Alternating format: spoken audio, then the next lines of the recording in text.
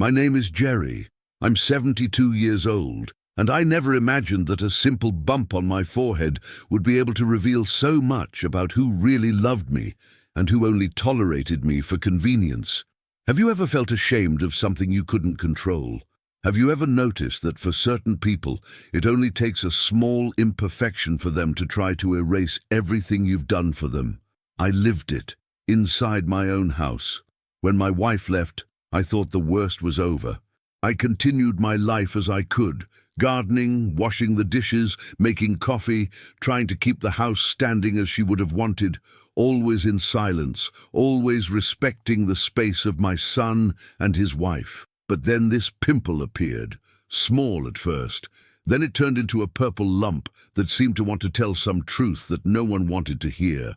And that's when everything began to change. In this video, I'm going to tell you what happened after my own son said that I embarrassed the house with that on my forehead. And you will understand how life, sooner or later, finds a way to show who really carries dignity and who only carries appearance. But before we dive into the heart of this story, I need you to know one thing. Not every wound appears on the body. Some are born from the words, and others from the silence of those who should have defended us. There was a day, a dinner, in which my son looked into my eyes, in front of people in the family, and said a phrase that tore more than any spine could tear. At that moment, something broke between us, and in the end, it was his wife who first saw what he didn't want to see. When she packed her bags and walked out the door, it wasn't just the house that was empty. It was the truth that finally became whole. And if you're here listening to me, it's because maybe you've felt that too, the contempt of someone you raised with all the love in the world. So, if this story touches your heart in any way, I ask, leave a like below, subscribe to the channel, if you want to walk with me through these memories. This is not just a video, it's a piece of my life. And I'm just telling you because maybe, on the other side, there is someone who was also left aside, but he never lost his dignity. It was on a cold November morning that it all began. I got up as usual, at the same time as usual. The body is no longer in a hurry, so each gesture is slow, almost ceremonial. I walked to the bathroom, turned on the light, and when I looked in the mirror, I felt something different. There was a swelling there, right in the middle of his forehead, small, reddish, like a stubborn pimple wanting to attract attention. I touched it lightly. It burned. Nonsense, I thought. I washed it with cold water, put on an old ointment I found in the closet. I thought it would disappear in 2 days, but it didn't disappear. On the contrary, in the following days that swelling began to grow. It became darker, purpler, harder.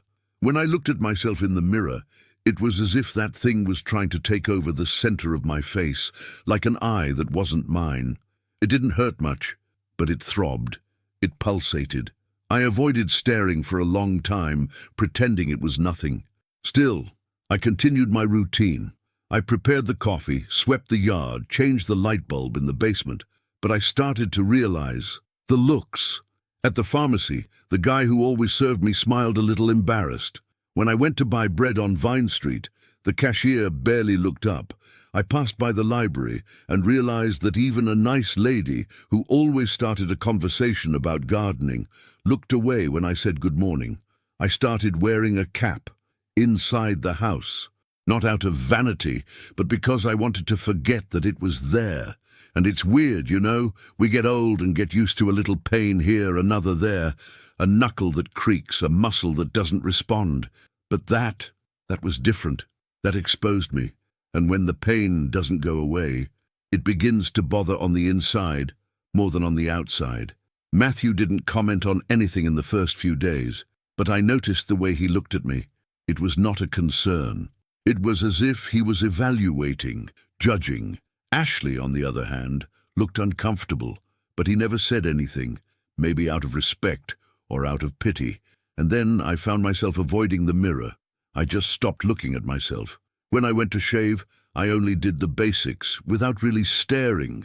That swollen forehead made me feel disfigured. And it was at that point that something changed in me. because it wasn't just the pit. It was what he was beginning to represent. It was as if, suddenly, I no longer fit inside the house, as if that small tumor on my skin revealed something that no one had ever had the courage to say out loud, that I was bothering them, that my presence there was getting heavy, and I carried everything myself. The pain, the shame, silence. The only thing that made me get out of bed was routine. Prepare the coffee, even if no one wanted to. Take care of the garden, even if no one noticed. Turn on the heater in the living room before the cold arrives, just out of habit. But the worst thing was knowing that no one asked. It didn't even hurt, nor if I was well, and I wondered, when did my pain stop mattering? Quick pause here. If you've ever been through this, of having a pain that no one sees, or worse, that everyone sees but pretends it's not there, comment below. He just writes, "It touched me," or "I've lived it." Because sometimes just knowing that someone understands, we already breathe better. It was on a Sunday that things got uglier. The spine was huge, swollen, dark purple, throbbing. I thought it was going to burst. I went to the neighborhood emergency room. The doctor looked and said it could be an abscess or an inflamed sebaceous cyst. He ordered me to take antibiotics, make a warm compress, rest. I returned home with the crumpled prescription in my pocket. Matthew was in the living room watching TV. I went in slowly, sat down at the table, and started to separate the medicines. He didn't even look, and it was in that silence that I realized that pimple was no longer mine alone. She was the symbol of what no one wanted to face. I was getting older, getting ugly, frail, and they didn't know how to deal with it.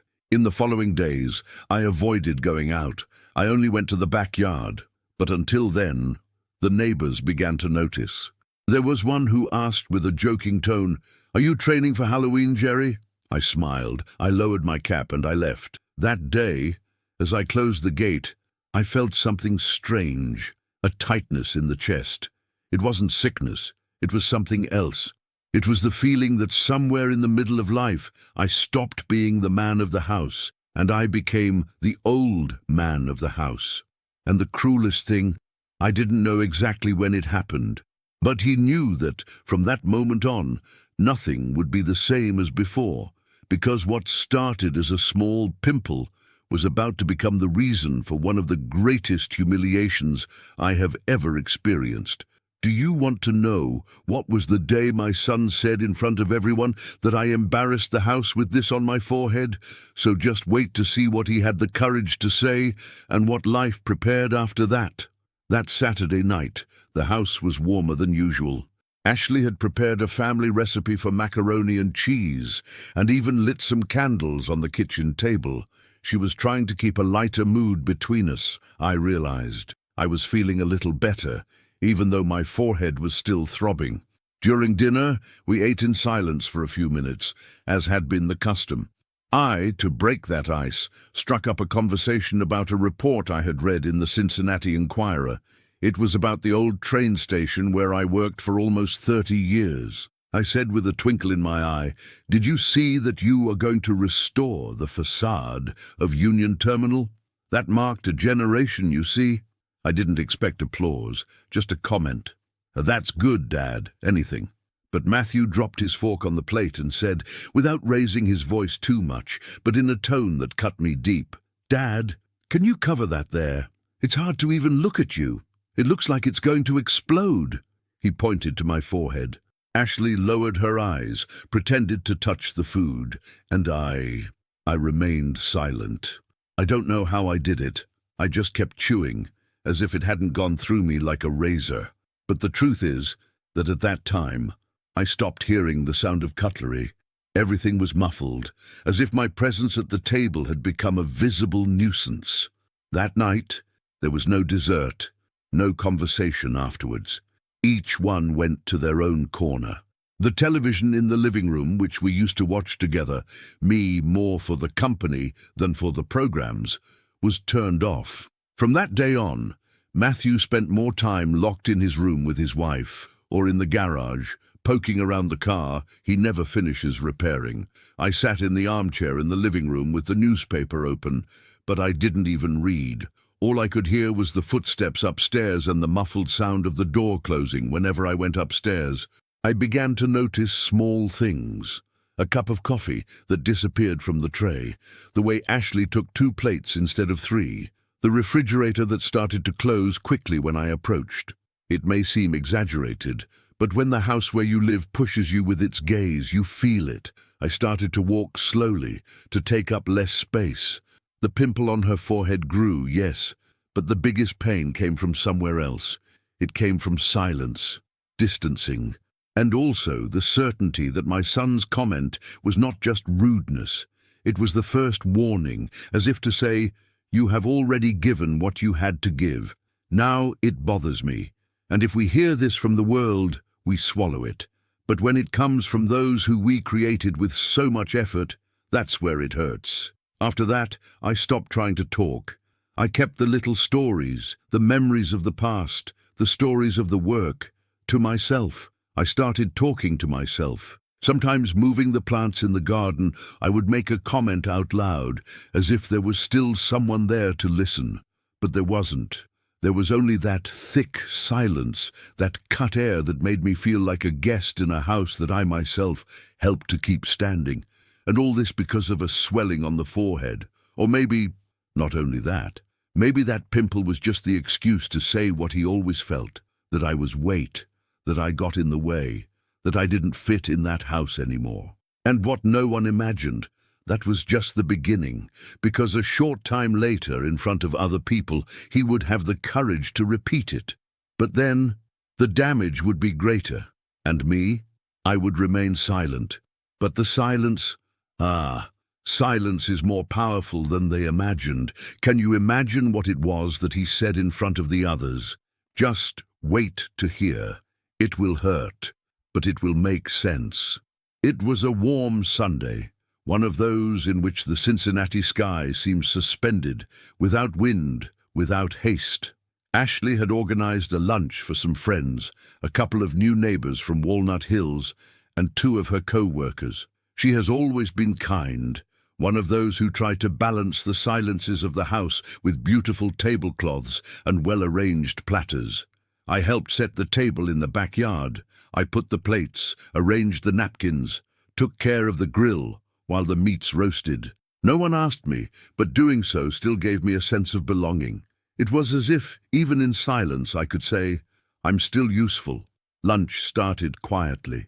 Laughter, loose conversations. I said little. I ate slowly, listening to the stories about travel, work, the little joys of the outside world, a world that was no longer mine. At one point, Ashley opened a wine. He poured the glasses with care. When it was Matthew's turn, he picked up the bottle and said loudly, with that forced smile of someone who wants to look funny, "Watch out for Dad, guys. He's creating an alien horn on his forehead. It explodes at dessert time." The laughter came, first muffled, then kind of loose. That kind of nervous laughter, which is not quite laughter, is embarrassment. One of the neighbors looked down.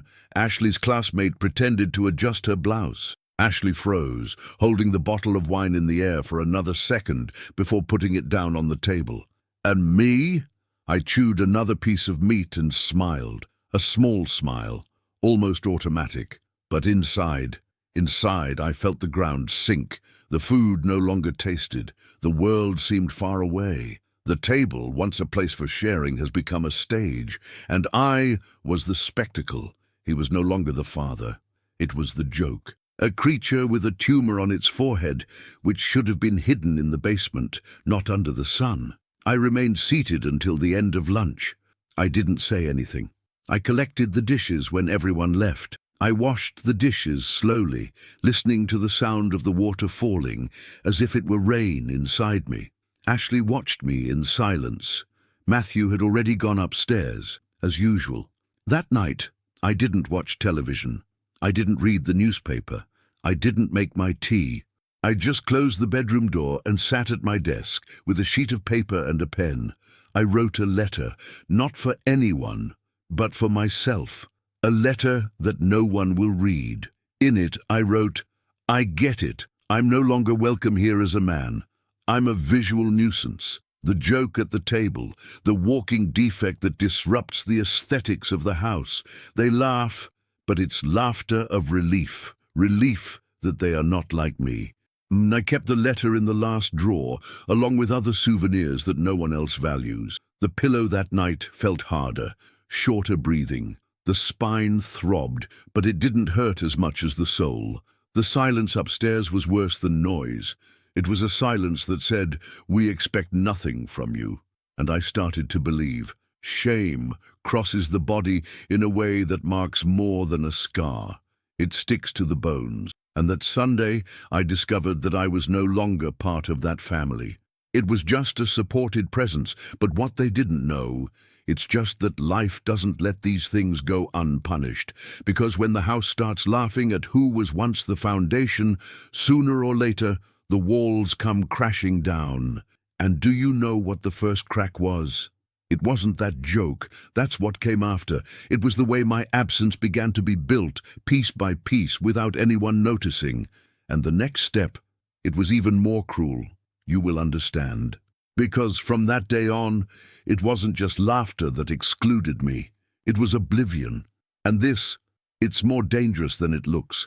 After that lunch, I began to exist in silence. The wound on her forehead was still there, purple, throbbing, but it seemed small compared to the emptiness that spread inside the house. What was once routine has become caution. Before, I moved around the rooms naturally. Now, I measured the steps, like someone who walks in a house that is not his. And maybe it wasn't anymore. The following week, Thanksgiving arrived. Ashley decorated the table carefully, as she did every year. I helped prepare the mashed potatoes, as I had done since Matthew's mother passed away. I was the one who seasoned the turkey, checked the pumpkin pie point. I did everything quietly with zeal. But when it came time for the family photo, they took it without me. It was just a quick selfie, Dad. "We'll take another one later," Matthew said, adjusting his cell phone in his pocket. But the other never came. I stood there with the napkin on my lap, pretending to fix the cutlery, just so as not to face what that absence said. The table had room, the light was good, but I no longer fit into the image of that family. Days later, a wedding invitation arrived in the mail. Ashley's cousin. It was addressed to Matthew and Ashley Sanders. No Mr. Jerry. Not a single mention. I thought it was carelessness. I discreetly asked if we would all go. Ashley stammered a little, then said, "Oh, Jerry, I think it's going to be half full. Maybe you better rest at home." I just shook my head, smile, and I went downstairs with my heart withering inside. I started to drink coffee alone, before the sun rises, so as not to occupy the kitchen when they woke up. I had lunch on what was left over from the previous dinner and dined on what I found in the fridge. Nobody said anything, and neither is it. Small things that once asked for my help, fixing a creaking door, changing a light bulb in the hallway, tending the front yard, were no longer asked. I heard the noise of Matthew climbing on the stool in the garage, trying to change a light bulb by himself, and I kept quiet, because I understood. I was no longer useful.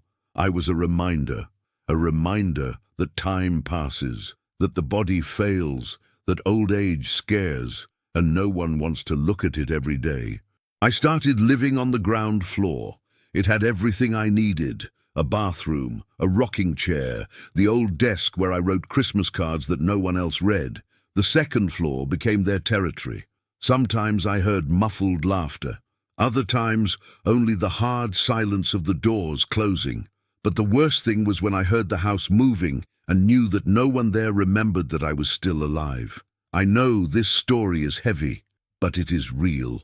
And if you've come this far, listening to my outburst, I wanted to ask you something. It's not out of vanity, it's by connection. I'm here opening my heart, telling my story.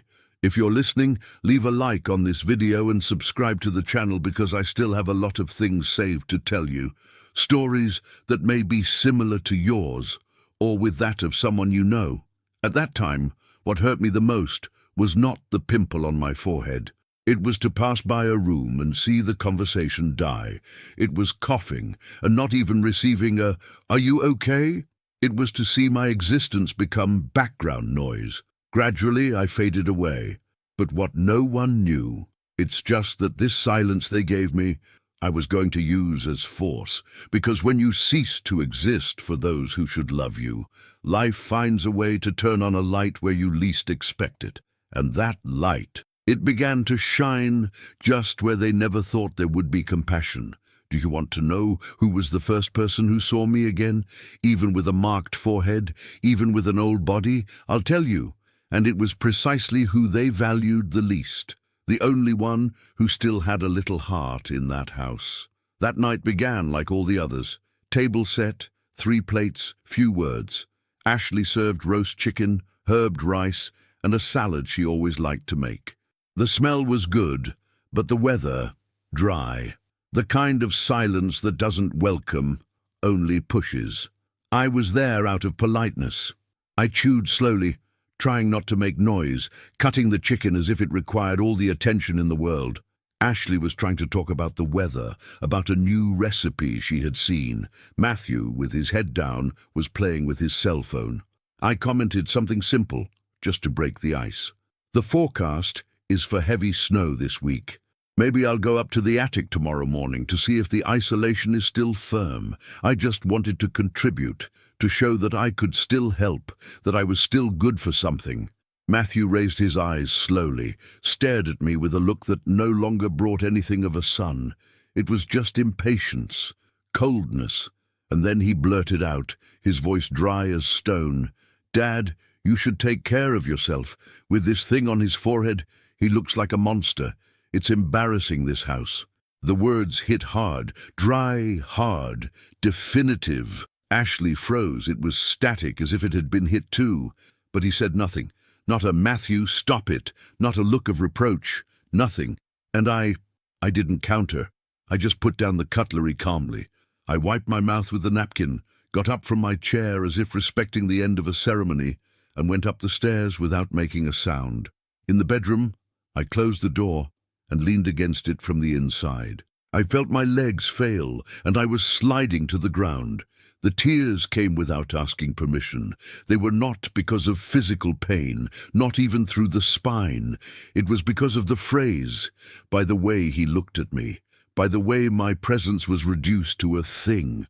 I stood there in the dark for hours, the head full of memories. The image came from my first job at 17, washing frozen tracks in the winter. The day came when I secretly bought the red car that Matthew wanted so much for Christmas. I remembered the times I painted the school fence, alone, because he was ashamed of the school's appearance. I remembered the night I stayed awake with him in the hospital at the age of 9 with a high fever, and now I was a monster, a shame, a mistake too visible to ignore. An inflammation that spoiled the aesthetics of the perfect house he thought he had built. I didn't sleep that night. I wrote again, another letter that would never be sent. I'm not going to ask for respect. I'm not going to beg for space. I will not compete with the coldness of those who once slept on my chest. I just want to disappear little by little, until it became complete silence. I closed my eyes and asked for strength, not to fight, but to endure. Because sometimes all we have is our own silence, and I clung to him as if holding the last plank in a sea of rejection. But what Matthew didn't know, in that same house there was someone watching, someone who, even without saying anything, began to feel the weight of it all. And it would be this person who he thought was neutral, who would take the first step towards the turnaround. Do you want to know who broke the silence? And what did she see in me that not even my own son could see anymore? So listen to what's coming now, because when respect returns, it never comes from where we expect. That night, after dinner, was engraved like a weight on my chest. I went up to the room, but I couldn't lie down. I walked from one side to the other, went through drawers, touched old photos without the courage to look at them for a long time. I ended up going down again, silently, so as not to wake anyone up. The house was plunged into dense silence, broken only by the noise of the heater and the creaking of the floor. I sat in the armchair by the window, the same one where my wife liked to knit in the late afternoons. Outside, snow was beginning to fall on the backyard of Sycamore Street. Large, slow flakes covering everything in white, as if the whole world was trying to erase the marks of the day. I kept looking, remembering her. She always said that Matthew had a good heart, but he needed restraints. "Don't let him grow hard, Jerry," she repeated. I thought I had done everything right. I worked twice as hard, stretched salary, gave school, gave roof over my head, and now there I was, sitting in a house that seemed not to be mine, listening to the echo of my own breathing. I started thinking about selling everything, maybe go to an asylum, maybe disappear without drama, to carry my scars with me and leave behind the weight of being uncomfortable, not for revenge, but to lighten the lives of others. I was tired of being a source of shame. Tired of being the old man with a lump on his forehead that spoils the family photo. I took the old Bible from the shelf. It was hers, with the pages worn out from so much use. I ran my fingers over her notes in the margins, small messages of faith and patience. I opened at random to a psalm that spoke of suffering and hope. I read slowly, as if looking for a message, and I felt a strange calm, not a good calm. It was a silence that seemed to accept that maybe the world was right to forget me. And it was there, looking out the window at the falling snow, that I asked myself the question that hurts the most. Where did I go wrong?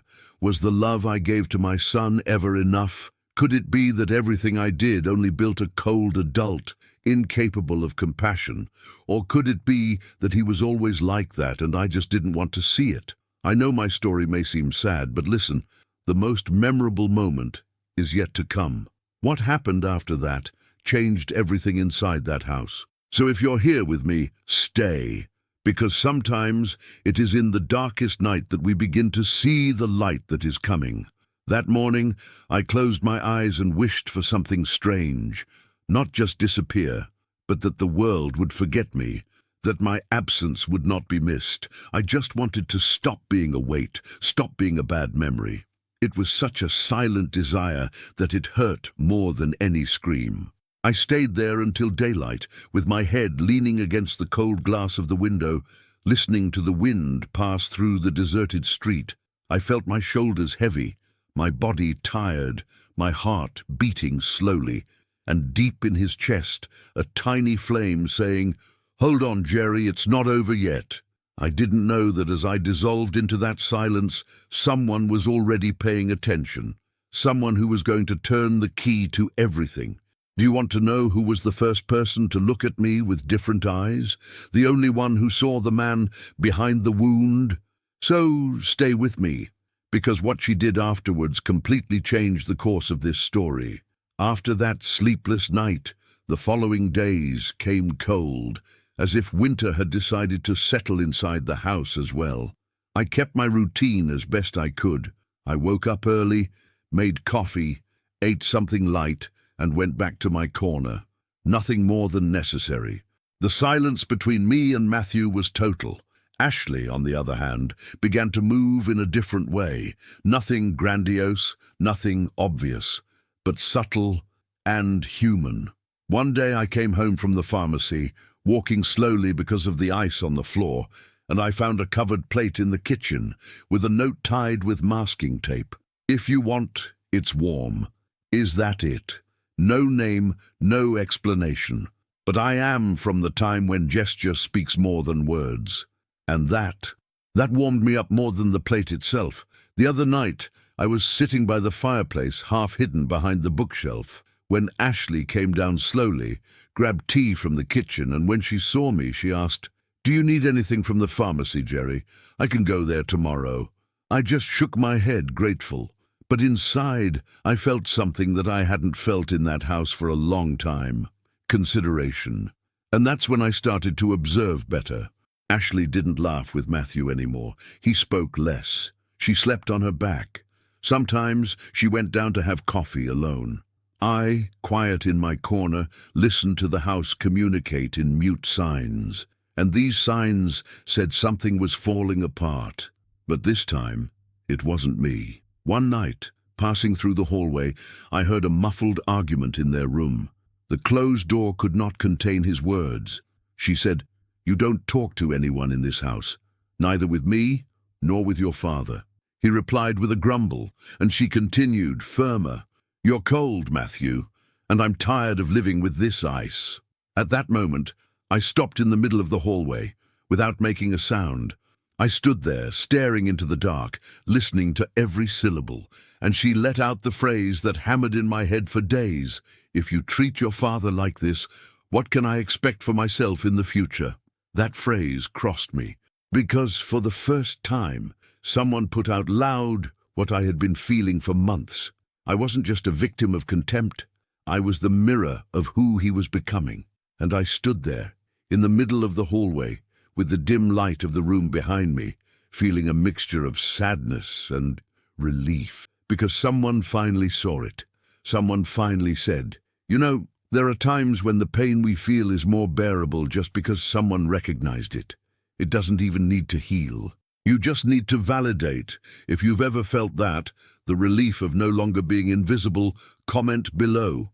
He just writes, "I know how it is," or "I understand you," because we can even endure a lot of things alone. But when someone looks at us with respect, the soul breathes differently. Ashley didn't become a movie heroine. She didn't make a beautiful speech, but she began to see. And when someone starts to see, he can no longer pretend that he did not see it. That house was starting to crack inside, but for the first time, I wasn't the crack. I was the sign. And it was there that everything began to change. Slowly, like someone who turns a key, and suddenly the door no longer closes the same way. Do you want to know when that door finally opened? And did the truth come out of her? So wait, because the next dinner in that house, it wasn't going to end in silence. He was going to explode at the sentence that Ashley had held on to for too long. And when she spoke, there was no turning back. The house became more and more tense. The words between Ashley and Matthew became short, harsh, as if each sentence was a push. I observed everything without interfering. Sitting in my armchair, with the newspaper open or pretending to tidy up the yard, I listened to what I could hear and guessed the rest through her eyes and his silence. From time to time, I heard Ashley crying in the bathroom, sometimes at night when everything seemed quiet. Other times, in the middle of the afternoon, with the tap running to disguise it. It was a contained, muffled cry of someone who has already tried to fix what is no longer mended. Matthew, on the other hand, walked as if nothing was happening. He carried out his routine with almost mechanical coldness. I left early, came back late, ate quietly, but I noticed a discomfort on his face. Not with me, with everything, with life, with his wife, with the mirror. Then came the night when the front door slammed loudly. I was reading a passage from the Bible when I heard it, a dry noise of those who will not return soon. I ran my eyes out the window and saw Ashley getting into the car, alone, with a small suitcase in the back seat. She did not return that night, and the silence that remained was different. It was no longer the silence of contempt. It was the silence of emptiness. A kind of absence that fills the house with weight. The next day she returned. He entered slowly, as if measuring the territory. She had a clean face, without makeup, but with another type of firmness.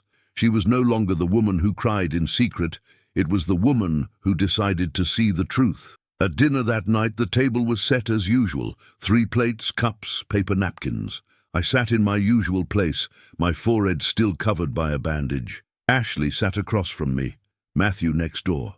Silence. She was the one who broke. He looked at me directly and said, "If I had a father like you, I would be very proud." He said calmly, no tears, no irony.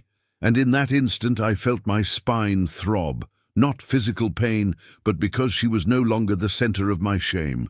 She was now just a detail, because her sentence, this one did mess with everything. Matthew stopped chewing. He stared at the plate for a few seconds, then got up and left the table without saying a word. Ashley continued eating as if nothing had happened, and I stayed there between shock and relief. That phrase of hers, I repeated to myself for days, If I had a father like you, it was there that I knew. I was no longer the source of shame in that house. The crack wasn't my forehead, it was his heart, and when the house begins to break from the inside, there is no silence that hides. Do you know what happened days after that? The door slammed again. But this time, it was not to come back, and along with it, the last attempt to save what was already condemned went away. Do you want to know what she wrote on the note she left on the table? And what did my son do when he realized he lost more than one wife? Wait, because now life begins to give back. Friday dawned calm. The sky was clear, that pale blue of late autumn, and I felt, early on, that something was different in the air. Ashley walked around the house lightly, placing flowers on the table, adjusting cutlery, cleaning up details that only she noticed. I was in the backyard, trimming the dry branches of the fence, when she came to me in that soft way she always had. Today, we are going to have dinner here at home, Jerry. I called 2 couples of friends. It will be good to break the mood of these last few days. I nodded. I didn't ask anything, neither who would come nor why. I just went to my room, washed my face, changed my shirt for a more presentable one, and went back to the kitchen to see if I could help. She asked me, awkwardly, to dry the glass cups. I dried them all with the care of those who are trying not to get in the way. Matthew got close to 7. His face was tired, as always. When Ashley told her about the dinner, he just said, "Okay," without looking up from his phone. At 8, the house already smelled of good food. Those things that we only prepare for the visit: roasted chicken with herbs, garlic bread, red wine. I set the table with her, silently, trying to guess what would come of that night. The guests arrived smiling, well-dressed, bringing an apple pie and easy smiles. They celebrated when they saw me. "Oh, that must be Matthew's father. How nice to see you living together." Ashley smiled, as if to confirm that. But Matthew just forced a laugh, and soon he changed the subject. During dinner, I kept a low profile. I ate little, I spoke even less. I laughed at one or another joke out of politeness, but I kept watching. Ashley was more talkative than usual, as if wanting to keep the mood light, but his eyes betrayed something else. Every time Matthew ignored a comment, dodged a caress, she would harden her gaze. At one point, a fork was missing from the table. I got up without fanfare, went to the kitchen to get it, and that's when I heard it. Ashley, in a low but firm tone, uttered the phrase that still echoes in the corners of my memory. "If he treats his own father like that, imagine what he thinks of me." Silence fell on the table like a heavy tablecloth.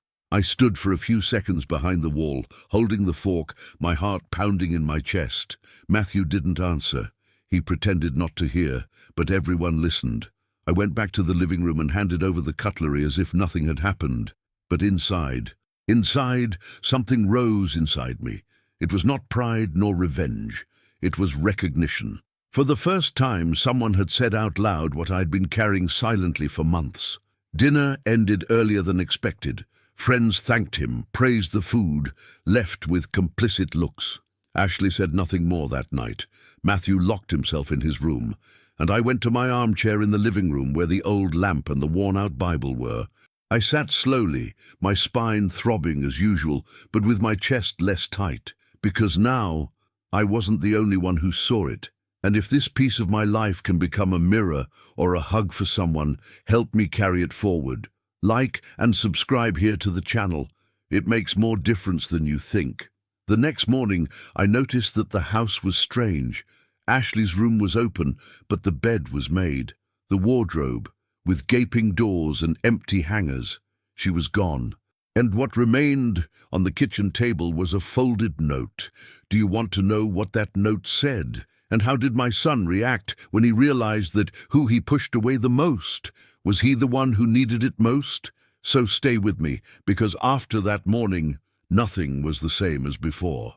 I woke up before sunrise, as usual. The cold was hitting the window panes, and the noise of the wind made the closet door creak. I was used to these sounds, but that morning there was another noise in the air, different, dry, repetitive, like suitcases being dragged down the hallway. I got up slowly, with heavy legs, and opened the bedroom door without making a sound. There was Ashley, her back to me, her eyes swollen, putting her things in the car. There was no anger at her gesture, nor hurry. It was that calm of those who make a painful decision and know that there is no going back. I stood there, leaning against the doorframe, holding my breath without the courage to say anything. On the living room table, I saw a folded paper. I got close and read, "I can't stand living next to those who don't know how to show compassion." I kept every word inside me as if it were a written testimony of everything I always wanted to shout and never did. Matthew was locked in his room. I could lightly hear the television on inside, the low sound of some newscast, completely out of touch with what was really happening in the house. Ashley closed the trunk, took the car key and looked at me for a moment. He didn't say goodbye. He did not apologize. He just gave a brief nod, as if to say, "I know you understand," and I understood. I walked to the window and watched as she drove slowly down Sycamore Street, the car lights fading around the corner like a candle going out. For the first time in a long time, the house was completely silent, not that silence of contempt, but of abandonment. It was a heavy silence, which seemed to say, "Now only you are left." Hours later, Matthew came downstairs, her hair disheveled, her eyes red. He took the note from the table and read it. He stood still for a few seconds, his shoulders tense.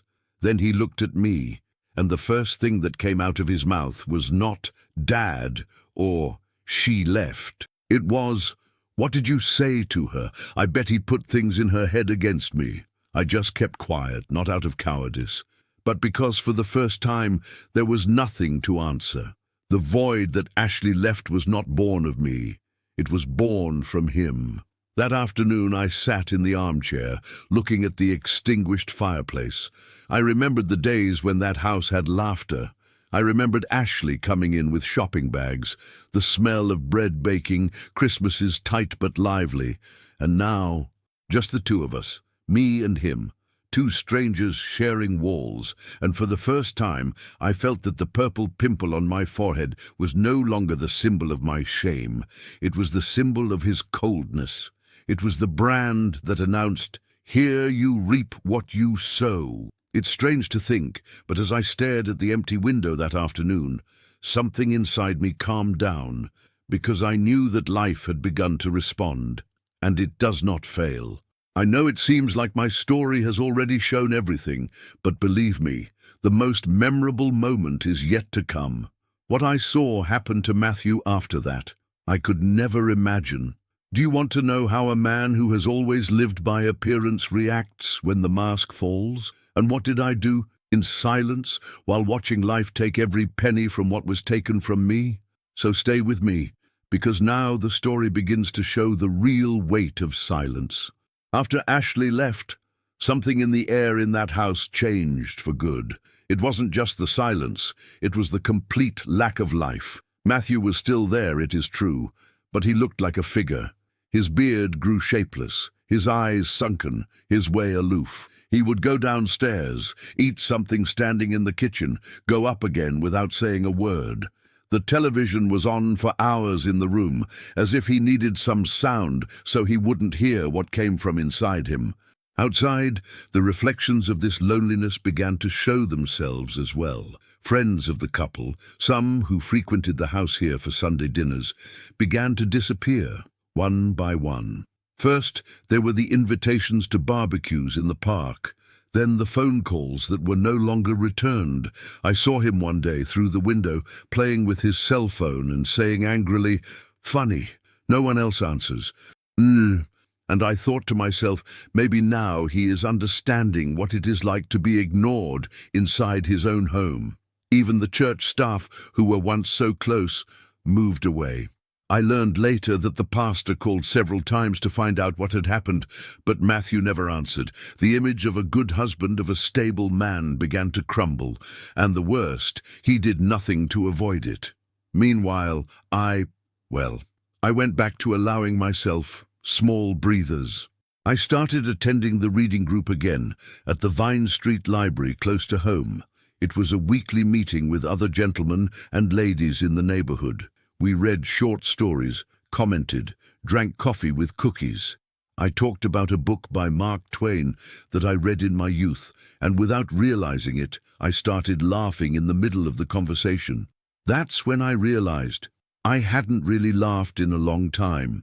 That gave me a fright and a relief at the same time. I was still alive inside.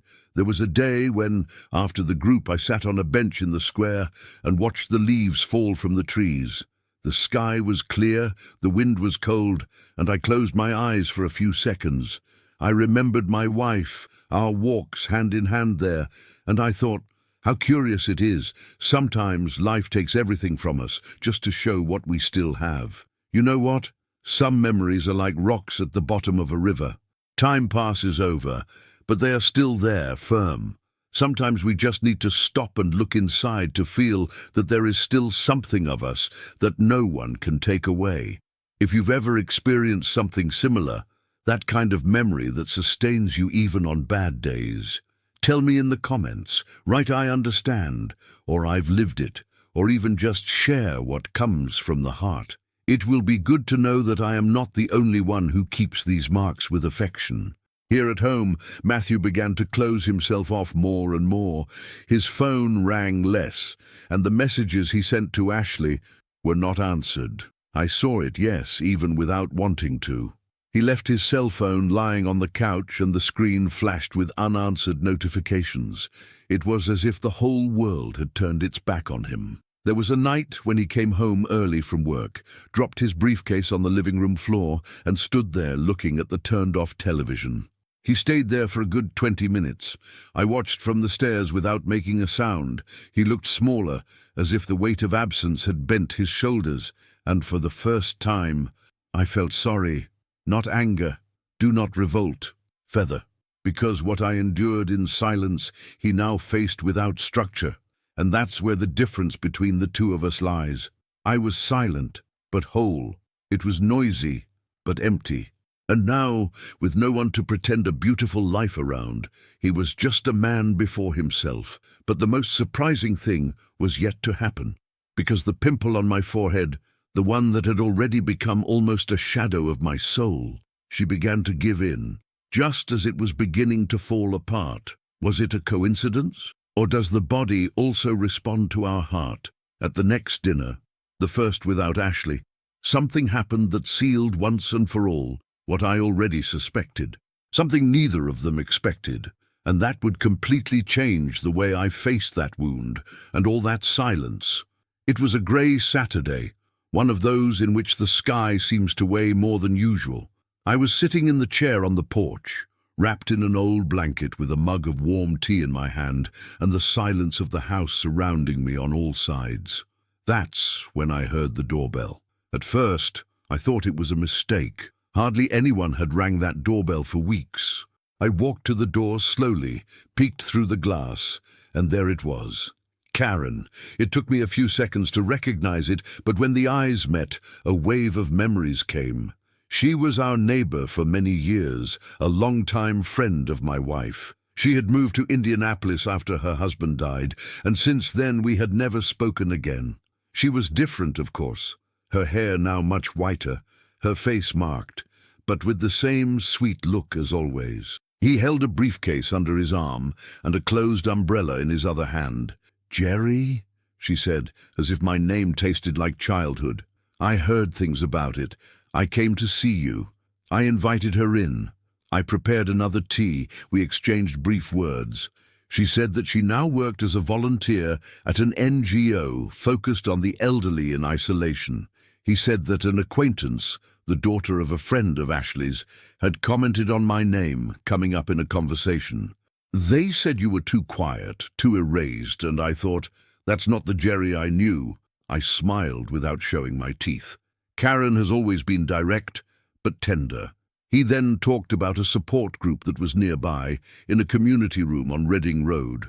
Older people like me, who had gone through similar situations. Some had been forgotten by their children, others had lost everything in life and were trying there to pick up the crumbs of what was left. I confess that my first reaction was to retreat. My old pride was still strong, but she just said, "Jerry, sometimes we need to hear other pains to better understand ours."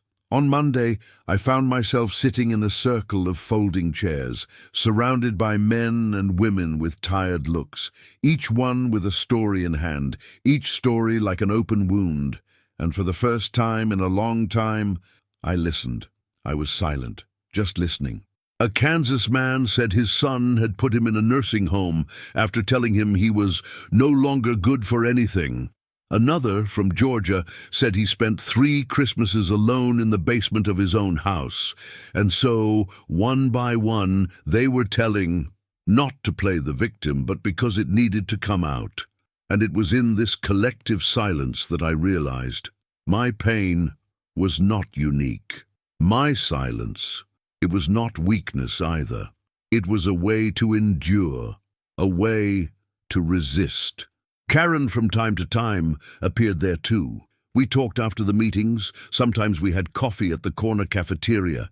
She talked a lot about my wife. He told stories that even I didn't know. Little secrets they shared, recipes they exchanged, old letters they kept, and somehow through her, my wife seemed to come back, not as a ghost, but as a gentle presence. There was one day in particular when Karen brought me a photo, the 3 of us, at a picnic in Alt Park. Me, with the darker beard, my wife smiling with her eyes closed, and Karen in the middle, holding a hot dog. I laughed to myself looking at that. Karen looked at me and said, "You're still that man, Jerry. He just forgot a little." And she was right, because there, in that group, in that cafeteria, in that conversation, something inside me started to heat up. It wasn't anger. It wasn't the desire to pay back Matthew.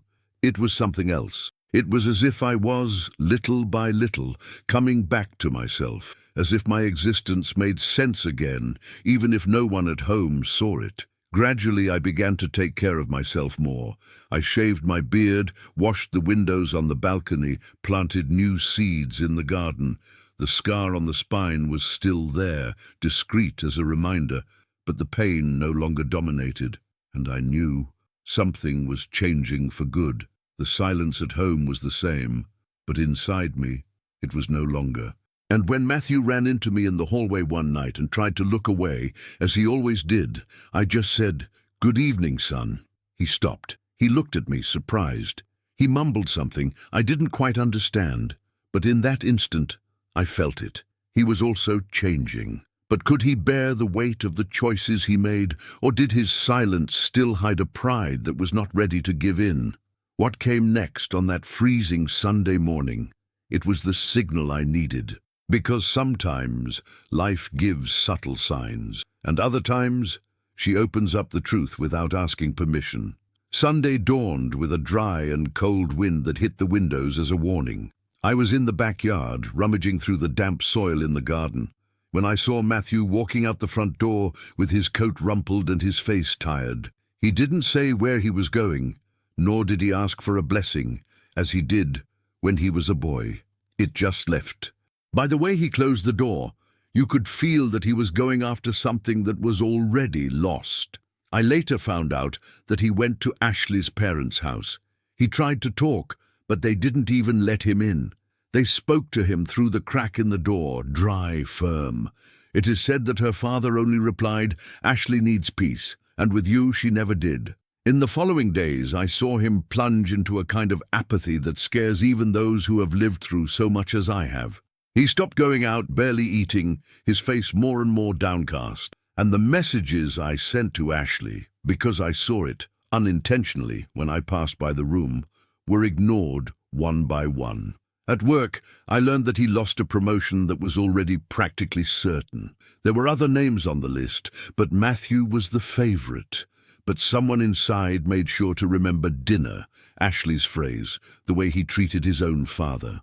"If he's like that with those who raised him, imagine with his colleagues," I heard them say. He was transferred to a smaller sector, more hours, less prestige. Friends, well, those are gone for good.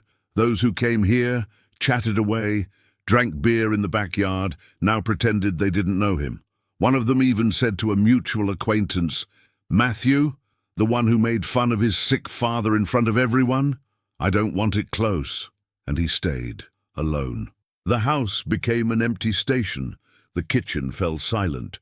There was no more smell of food, no voices, no fights, just the sound of his television at too high volume, filling the void, and I, with my slow steps, crossing the corridors as a guest, no longer a resident. But do you know what hurt the most? His look. He was no longer that of a son who despised his father.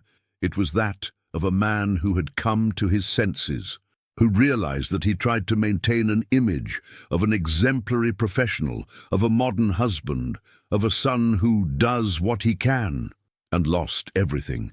Because deep down, all that was a facade, and facade at some point falls, and the cruelest. It was to see that he understood that the only one who never turned his back on him, even after everything, was me.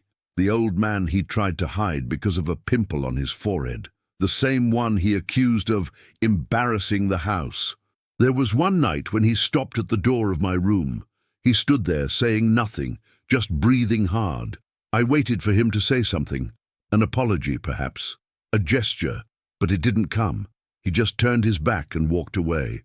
And there, sitting on the edge of the bed, I understood. He was beginning to feel what I felt. But with a difference. When I was humiliated, I had faith, and he was only proud. But could his pride withstand what was yet to come? Because on that weekend, life prepared a last mirror, a reflection so clear that even he couldn't ignore it. And it was there that everything has turned. It was on a cold January morning that I realized. I was shaving in front of the bathroom mirror, as I used to do when I still cared about my appearance, and by instinct I looked at my forehead.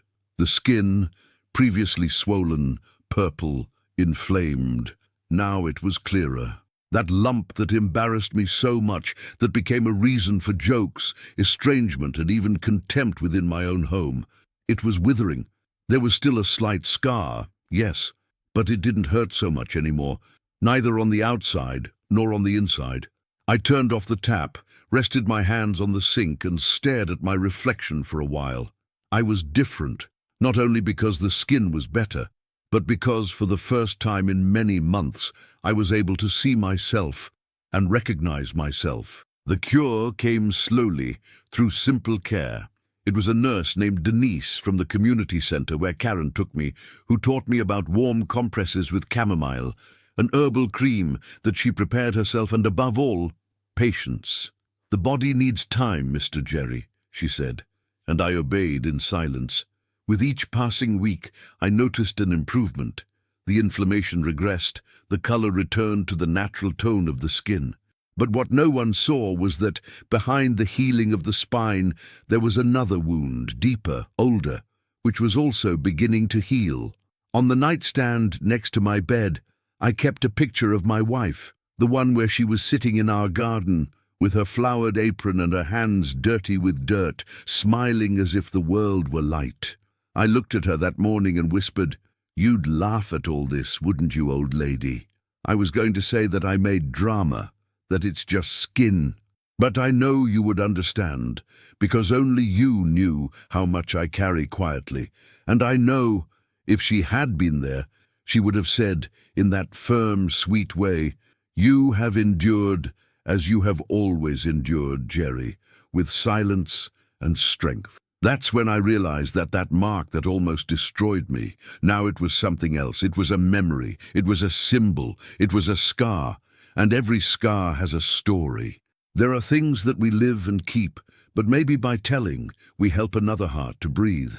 Like this video and sign up, and let's make this story reach those who need it. Because I'm here telling, it's not just for me. No, it's for everyone who has ever felt diminished within their own home. And it was on that same day that Matthew saw me leaving the house, in a light shirt, without a cap, with a clean face. He was in the living room, sitting on the couch, his eyes lost in a spot, I don't know what it was. When he saw me pass, he said nothing, but he did. He really looked, as he hadn't done in months. I felt that look cross me, There was no more mockery, no indifference. There was something new, perhaps regret, perhaps surprise, maybe both. And you know what? I didn't need his approval anymore, nor his word, because for the first time I knew who I was, with or without the wound. But little did I know that that same week something was going to happen that would put everything that was said face to face, everything that was silenced, and everything that still needed to be revealed. Because the truth sometimes waits for the right moment to knock on the door, and when it hits, no one can pretend they haven't heard. It was a calm October afternoon. The dry leaves covered the yard like a yellowish carpet, and the sky seemed clearer than in recent days. I was sitting on the porch as usual, watching the time pass, when I heard the noise of a car parking. I immediately recognized the engine. It was Ashley's car. She left with slow but firm steps. He carried a bag on his shoulder and a leather briefcase in his hands. I stood up, went to the gate and opened it with a suppressed smile. She smiled back, not saying anything right away. There was something different about her. She seemed lighter but also more decisive. I came to get some of my things that I left in the cupboard downstairs. I hope it doesn't get in the way. Of course not, my daughter. The house is yours. It always has been. She went in. The smell of freshly brewed coffee still took over the kitchen. I offered her a cup. She accepted. We sat at the table in silence for a few seconds. The same silence that months ago had been heavy. Now it seemed like peace. "You know, Mr. Jerry," she began, stirring the sugar in the cup with almost ceremonial care, "I wanted to say that I admire you very much." I looked at her with surprise. "Do you admire? Because of the way you endured everything, without lowering himself, without shouting, without wanting to show anything to anyone. I have never seen so much strength in silence." I lowered my eyes. Her spoon was still swirling in the cup, making an almost hypnotic sound. "There were days, Ashley, in which my silence was all I had left. But that's what saved you, and you saved me too," she replied, looking into my eyes now. "Because if you had fought back, I might have believed his versions. But it was in his silence that I saw who really was who." We stayed there for a few more minutes, talking about everything and nothing. She told me that she was living with a friend, working at a small children's book publisher. He said he was fine. He said he had started over. And then, before leaving, she looked at the back of the room. Matthew was on the stairs. I knew he heard everything. It didn't come down. He didn't. He only watched, like a boy who lost his own ground.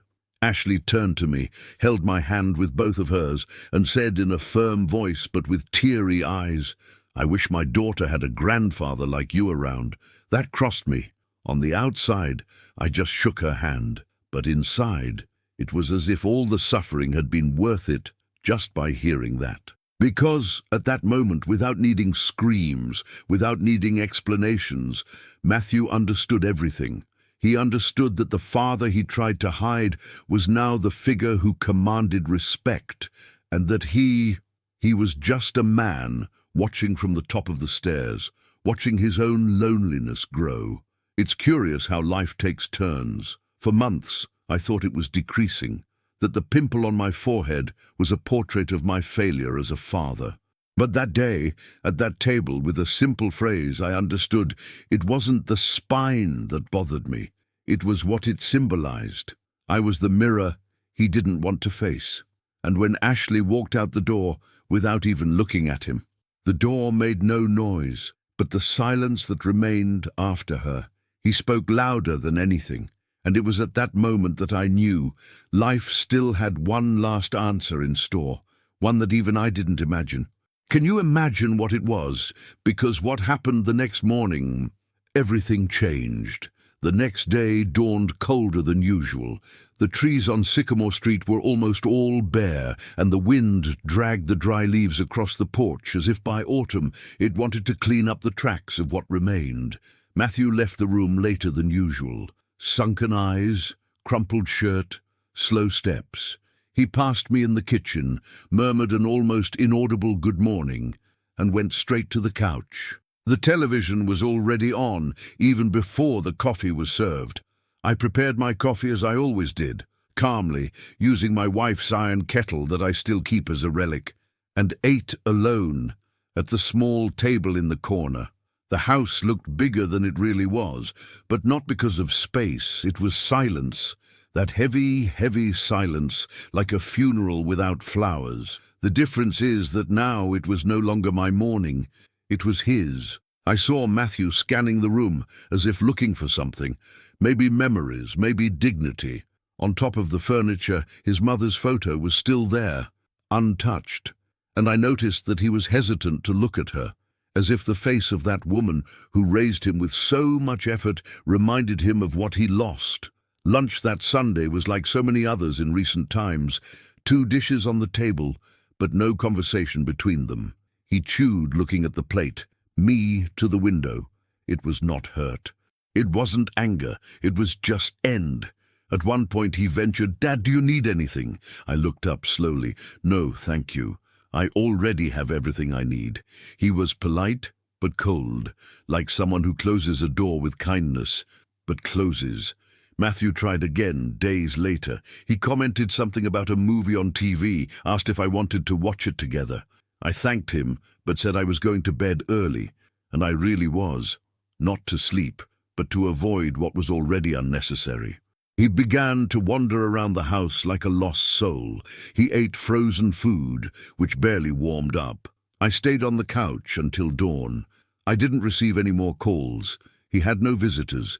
His social life, which once seemed so full of people, smiles, status, it has become a desert, and I watched. Not with pleasure ever, but with the serenity of someone who knew that life has a subtle and sometimes cruel way of teaching what we refuse to learn. It was on one of those long nights that I heard something different. The sound of the TV turned off, and then a suppressed cry coming from the room. I didn't go to see it. I stayed in my room. I leaned against the door, not out of contempt, but because I knew that crying wasn't for me. It was up to him. He had become exactly what he tried to turn me into, a burden, an uncomfortable presence inside a house without heat. The difference is that when I was excluded, I still had faith. He now only had an echo, and you know, there is something I have learned over the years. The greatest punishment does not come from outside. It comes from the mirror, and the day you can't stand looking at yourself anymore. It is the day that understands all that it has lost. Matthew, at that point, already understood, but there was no more conversation, no more touch, no gesture that could erase what was done. The scar on my forehead had already healed, but it was still opening up. And every night that passed, with him on one side of the house and me on the other, I thought, I wonder what he sees when he sees me now.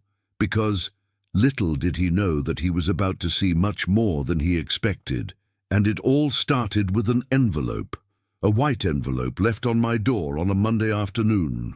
That Monday started like so many others, the smell of fresh coffee filling the kitchen, the sound of birds in the backyard, and the custom of opening the door to look at the world for a moment before facing the day. But that morning, right there on the floor of the porch, there was a white envelope with no sender, folded carefully, handwritten, "For Jerry." I took it with me inside calmly. I opened it only after sitting on the straw chair that has always been my companion in silence. It was a simple note with beautiful handwriting, one of those that we hardly see anymore. It was Ashley's daughter's. She said that she heard her mother talk about me with affection, that even when she was a little girl she remembered my quiet manner, the Sunday pancakes and the smell of cinnamon in the kitchen. If I ever have children, I want them to meet a man like you. That touched me deeply, not for vanity, but because I understood at that moment that even without making noise, I had left a mark, not on the forehead, in the hearts of the right people. Over the next few days, I began to return to the neighborhood Methodist church. It was the same one where my wife and I went when we were still young. The woods on the bench creaked the same, the organ was still out of tune in the same tones, and the pastor was new. But that Sunday's sermon seemed to have been written for me. He talked about forgiveness, about the power of not returning in kind, about the strength of not becoming equal to the pain that hurt you. I closed my eyes, and for the first time in a long time, I felt a peace coming down my shoulders, a relief, a kind of liberation that doesn't come with words, comes with time. There, sitting on that bench, I realized I didn't need to prove anything anymore. Not for me, not for Matthew, not for anyone else. I just went. I was what I could be. I was what I was taught to be. And even without a medal, without applause, without an audience, that had been enough. I came home light. I started taking care of the garden again. I bought new seedlings, planted sunflowers near the fence and azaleas in front of the porch. I started writing in a notebook that I bought at the thrift store, a notebook with an aged leather cover. In it, I write memoirs, things that my grandchildren may never read, but that will be there. They will exist. I went back to whistling, preparing the coffee, a silly habit that I had lost in the midst of pain. Now it's back, and every time I do it, it seems that the house breathes with me. Matthew is still there, at the other end of the house, quieter than before, more withered too. From time to time he tries to have a conversation, an approximation. I answer politely, but I don't give myself any more, because I learned that there are people who only value what they lost when they can no longer play. And you know what?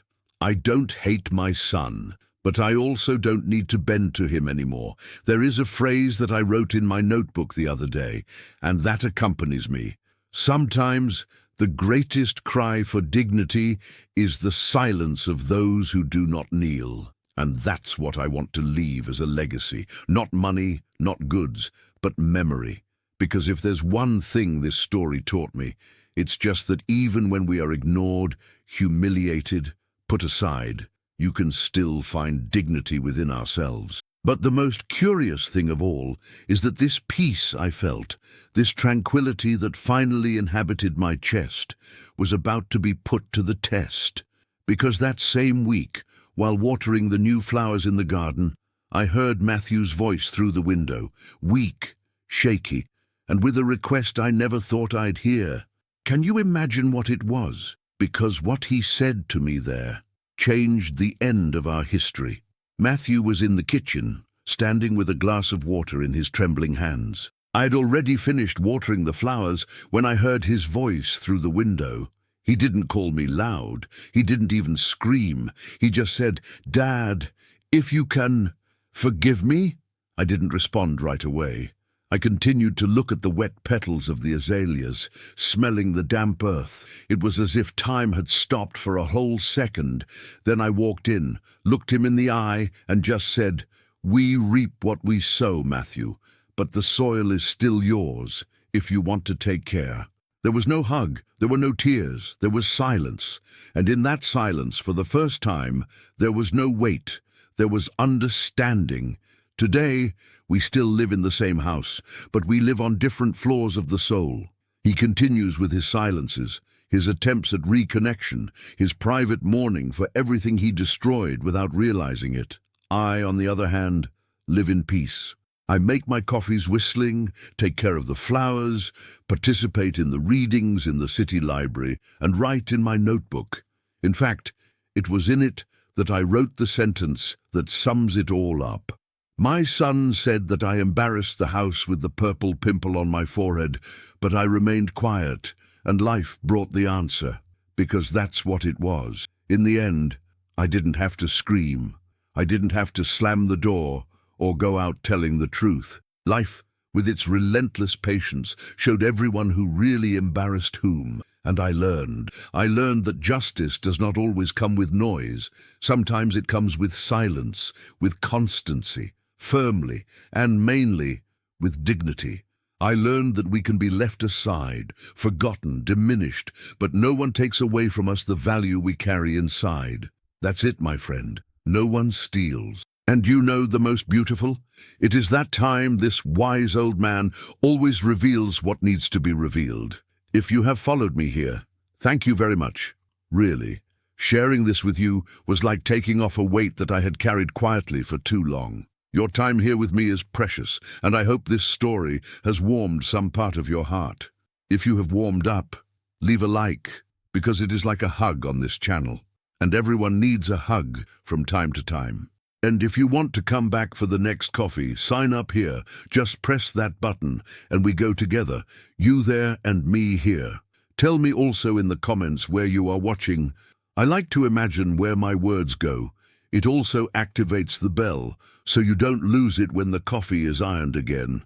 And if you like this story, I invite you to listen to one more.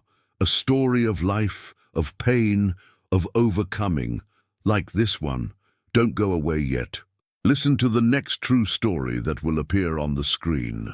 Always remember, each wrinkle tells a story, and each story carries a strength. Watch the next video here on the channel with another incredible story.